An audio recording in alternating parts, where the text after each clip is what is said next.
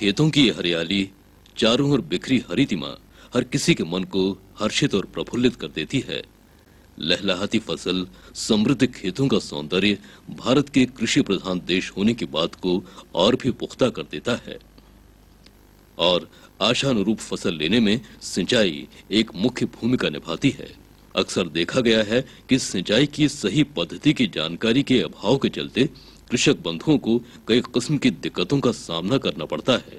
लेकिन इन दिनों प्रचलित टपक सिंचाई या बूंद बूंद सिंचाई अथवा ड्रिप इरिगेशन पद्धति ऐसे किसानों के लिए वरदान साबित हुई है। जब हम अन्य विधियों से सिंचाई करते हैं, जैसे कि परंपरागत तरीके से सिंचाई के अंतर्गत हम खेत में नाली एवं मेड़ बना के सिंचाई करते हैं, तो इसमें जो जल होता है उसका बहुत ज़्यादा नुकसान होता है और लगभग ऐसा देखा गया है कि 70% तक जल का नुकसान होता है। लेकिन किसान भाइयों, आज के समय में आधुनिक एवं नवीन तकनीक सिंचाई की है, वो है टपक सिंचाई पद्धति। टपक सिंचाई प्रणाली एक ऐसी नवीन पद्धति है जिसके द्वारा खेतों और बाग बगीचों की आसानी से सिंचाई की जा सकती है। इसमें आवश्यकता अनुसार पानी को बूंद बूंद के रूप में पौधों की जड़ तक पहुंचाया जाता है। कम समय में ही किसान भाइयों के बीच लोकप्रिय हो चुकी ड्रिप पद्धति के लाभों की बात की जाए तो मुख्य फायदा है जल की बचत। चूंकि पानी केवल पौधों की जड़ों में ही वितरित होता है, इसलिए इसका अपव्यय नहीं होता। पानी देने के लिए मेड़ और नालियां बनाने की आवश्यकता भी नहीं पड़ती। साथ ही श्रम और अतिरिक्त पैसों की भी बचत होती है। केवल जड़ों को ही पानी देने के कारण खरपतवार भी नियंत्रित होता है। खाद के एक सार वितरण से रसायन की बचत होती है।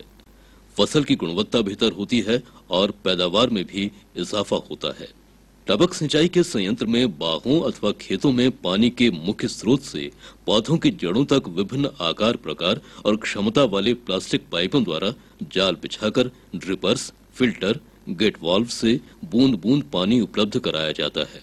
हमने यहाँ पर पीछे एक समवेल या पानी को भंडारण करने वाला एक कुआं बना रखा है। इसमें हम ट्यूबवेल के माध्यम से यहाँ पर पानी को एकत्रित करते हैं। अब ये एकत्रित किया हुआ पानी पंप के माध्यम से हमारे ड्रिप के संयंत्र में जाता है। चलिए आपको दिखाते हैं कि ड्रिप का संयंत्र में पानी किस प्रकार से आगे बढ़ रहा है। जैसा कि किसान भाई अभी हमने देखा कि मुख्य जो हमारा पानी का भंडारण का जो कुआं था, उससे पानी मोटर की सहायता से इस संयंत्र में, ये मोटर लगी हुई है, इस संयंत्र में आता है। पानी खेतों में जाने से पहले इन पाइप के माध्यम से, जो हमने फिल्टर की बात की थी, इस फिल्टर में पानी आता है। ये आप देख रहे हैं, ये सैंड फिल्टर होता है। लगभग इसकी लागत जो होती है 20 से 25 हजार की लागत होती है। ये एक विशेष प्रकार का फिल्टर होता है। इसके अंदर इसमें ऐसी जगह से, जब आपका पानी का स्रोत अगर कुआं है तो कुएं में काई की संभावना बहुत रहती है, तो इसमें सैंड फिल्टर में बालुई छन्नक में एक विशेष प्रकार की रेत भरी हुई रहती है। ये जो खेत में जो काई आने की संभावना है पाइप में, उसको ये यहां पर रोक देती है। और इसके बाद पानी छन्ने के बाद, पानी को छानने के बाद फिर इसमें ये आप यहां पर देख रहे हैं, ये फर्टिगेशन पंप लगा हुआ है या उर्वरक पंप इसे कहते हैं। इसका प्रमुख उपयोग जो है कि पानी के साथ हम जो उर्वरक का घोल एक टंकी में बना लेते हैं, खाद का घोल एक टंकी में बना लेते हैं, और इसमें इस पंप के माध्यम से, फर्टिगेशन पंप के माध्यम से ये घोल हमारे संयंत्र में पानी के साथ मिलकर पौधों तक जाता है। किसान भाइयों, इसके आगे एक और छन्नक लगा हुआ है जो कि स्क्रीन फिल्टर कहलाता है या स्क्रीन छन्नक कहलाता है। इसमें भी पानी में बहुत महीन अशुद्धियां, जैसे कि जो रेत के महीन कण होते हैं या मिट्टी के कण होते हैं, उन्हें पुनः इस छन्नक के माध्यम से साफ किया जाता है। और इसमें विशेष प्रकार की जाली रहती है जिसमें जो अशुद्धियां हैं वो यहीं पर रुक जाती हैं। फिर इस प्रकार से जो शुद्ध पानी होता है वो खेत में जाता है। चलिए किसान भाई, हम आपको दिखाते हैं कि खेत में ये संयंत्र किस प्रकार से काम करता है। किसान भाइयों, जैसा कि अभी हमने अंदर संयंत्र में देखा, पानी छन्ने के बाद छन्नक से होता हुआ बाहर पौधों तक पहुंचता है।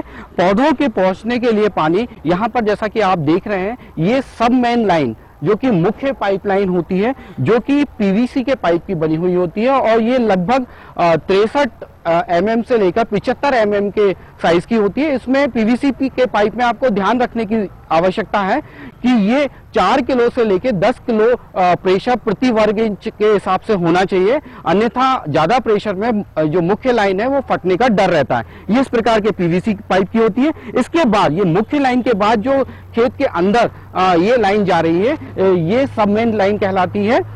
ये सबमेन लाइन लगभग 63 mm की होती है और इन दोनों लाइन, जो मुख्य लाइन हमने जो पीवीसी की बताई और जो सबमेन लाइन है, इसको जमीन के अंदर दबा के रखना चाहिए, क्योंकि अन्यथा ये जब खुले में रहेंगी तो सूरज की रोशनी से इसके फटने का डर रहेगा, इसके खराब होने का डर रहेगा।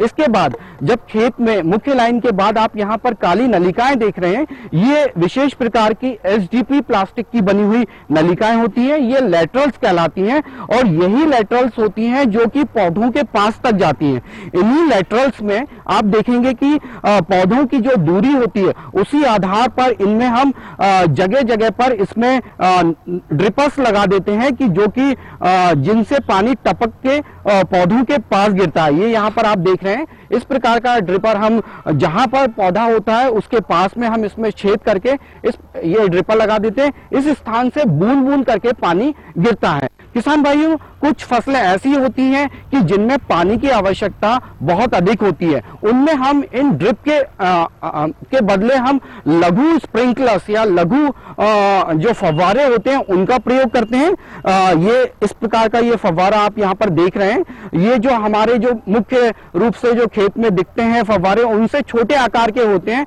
और इनसे लगभग 1 घंटे में 33 लीटर से लेकर 200 लीटर पानी तक खेत में हम दे सकते हैं। छोटा वाला जो स्प्रिंकलर होता है, जो मिनी स्प्रिंकलर कहलाता है, इसको हमने यहाँ पर लगाया हुआ है और ये पौधे जो हमने फसल लगाई है खेत में, उस आधार पर हम निश्चित दूरी पर, जो हमारी जो लेटरल लाइन है ये लगभग 16 mm की होती है, इस पर हमने निश्चित दूरी पर छेद करके इस प्रकार के लेटरल्स हमने लगा दी हैं। ये सूक्ष्म फव्वारा विधि है और इसको भी हम लघु सिंचाई के अंतर्गत ही लेते हैं। अब किसान भाइयों, मैं आपको बड़े बगीचे में किस प्रकार से हम ड्रिपर को लगाते हैं और किस प्रकार से हम शिमला मिर्ची या टमाटर जैसी फसलों में ड्रिपर को लगाकर सिंचाई करते हैं, इसके बारे में आपको मैं बताता हूं। यहाँ पर आप देख रहे हैं अमरूद का बगीचा लगा हुआ है और ये लगभग 6 बाई 6 मीटर पे लगा हुआ है, यानी 6 मीटर पौधे से पौधे की दूरी और कतार से कतार की दूरी 6 मीटर। इसमें किसान भाइयों, जैसा कि मैंने पहले भी आपको बताया था, इसमें जो लेटरल 16 mm का इसमें लेटरल डला हुआ है और इसमें यहाँ पर आप देख रहे हैं ये नोजल है। ये नोजल जो लगा हुआ है, इसमें लगभग 8 लीटर पानी प्रति घंटे की दर से पौधों की जड़ों के पास गिरता है। चूंकि ये पानी पौधों की जड़ों के पास गिर रहा है तो किसान भाइयों, इसका फायदा ये होता है कि पूरे खेत में पानी बर्बाद नहीं होता है। अगर हम बहाकर पानी देते हैं तो इससे पूरे खेत में घास और खरपतवार बहुत उगते हैं और पौधे के साथ इसमें कंपटीशन करते हैं, जिससे पौधे की ग्रोथ या बढ़वार प्रॉपर नहीं हो पाती है। लेकिन जब हम टपक सिंचाई विधि से पौधे की जड़ के पास पानी देते हैं तो जड़ वाला जो क्षेत्र होता है, यही यहाँ पर ही नमी रहती है और पौधों की जड़ें चूंकि यही होती हैं, इसलिए पौधे की बढ़वार अच्छी होती है। ड्रिप सिंचाई प्रणाली को भली भांति चलाने के लिए कुछ जरूरी बिंदुओं को जरूर ध्यान रखना चाहिए। कम से कम फिटिंग्स जैसे एल्बो और बैंड्स का उपयोग करें। पंप से निकले अतिरिक्त जल को निकालने के लिए बाईपास यूनिट की व्यवस्था करें। फिल्टर की दोनों ओर दबाव मापी अवश्य लगाएं। मुख्य पाइपलाइन और उपमुख्य पाइपलाइन को जमीन के भीतर 2 फीट की गहराई पर बिछाना चाहिए। बलुई फिल्टर को सीमेंट के फर्श पर लगाएं ताकि यूनिट के चलने पर इसमें कंपन नहीं हो। एंड कैप लैटरल पाइप के अंतिम सिरों पर लगाकर लैटरल पाइपों को बंद करें। जो हमारी ये ड्रिप लाइन लगी हुई है, इसके जो आखिरी में ड्रिप लाइन के आखिरी में ये एंड कैप कहलाता है। ये एंड कैप जो होता है, इसको जब आखिरी में हम जो मुड़ा हुआ रहता है, इससे पानी बाहर नहीं जाता है। जब भी हम ड्रिप संयंत्र को चलाएं तो पहले 5 मिनट इस प्रकार के एंड कैप को खोल दें, जिससे ड्रिप लाइन में यदि कोई कचरा आया है तो वो कचरा साफ होकर बाहर निकल जाए। इस प्रकार से इसमें जमने की या कचरा फंसने की कोई संभावना नहीं रहती। इसी प्रकार से किसान भाइयों, जो मुख्य पाइपलाइन होती है और उप मुख्य पाइपलाइन होती है, उसमें भी हमें समय समय पर इस प्रकार के एंड कैप खोल के इसमें जो गंदगी या कचरा जमा हो गया उसको बाहर निकालना चाहिए, जिससे कि जो हमारे ड्रिप संयंत्र है इसकी उम्र में इजाफा होता है और संयंत्र अच्छे ढंग से काम करता है। मौजूदा दौर में जब ज्यादातर इलाके जल संकट से जूझ रहे हैं, साथ ही जल स्रोत भी कम हो रहे हैं, ऐसे में टपक सिंचाई प्रणाली एक बेहतर विकल्प कहा जाएगा। इससे कम पानी के साथ भी किसान भाई अपने खेतों में बखूबी सिंचाई कर सकते हैं और ले सकते हैं आशानुरूप उत्पादन, भरपूर पैदावार।